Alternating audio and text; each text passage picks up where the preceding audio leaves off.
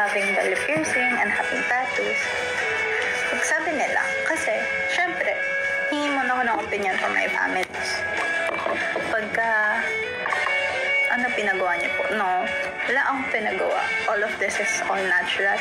Then, parang tinanong ko yung mom ko and yung dad ko. Sabi ko, Mommy, if magpapatattoo ba ako, like, would it be okay? Ganon, sabi niya. For me kasi, since ako wala pa akong work, and ko pa alam if anong mangyayari sa future, if anong field of work yung makukuha ko. Kasi diba some works are like need ng hala, may pimple ako. Need ng like clear parts ng body or walang tattoos. Diba? Tama ba? Kayo, like, meron ba kayong alam na work na diba sa mga FA, gano'n. Kasama naman ng dad ko. Ayoko. Ayoko, bakit ka magpapatato? Gano'n. Hindi ko ganun siya sa akin. Sabi ko, bakit kung ikaw nga marami? Alam nyo guys, my father has a lot of tattoos. Ang dami niyang tattoo. Oo, diba? Mostly sa mga workplace yun. Yung dad ko, before, wala yung tattoos.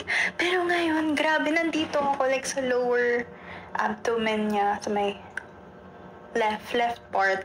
Andun yung face ko. Tapos yung full back siya.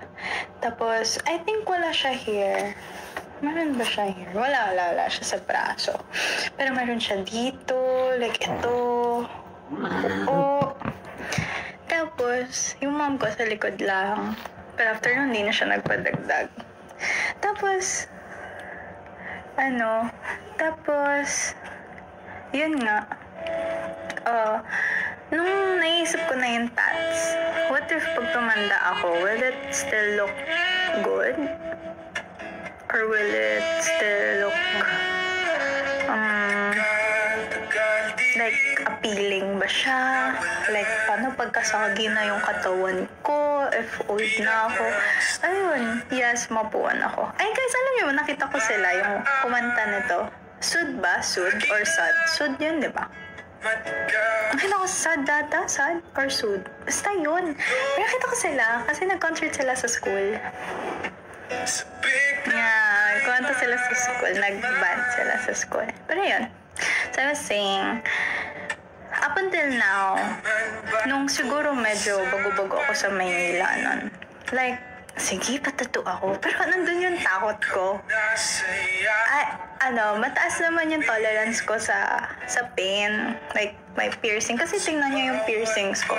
Dati meron yan dito. Like here. Pero pinaalis ko yun. Kasi, hindi ako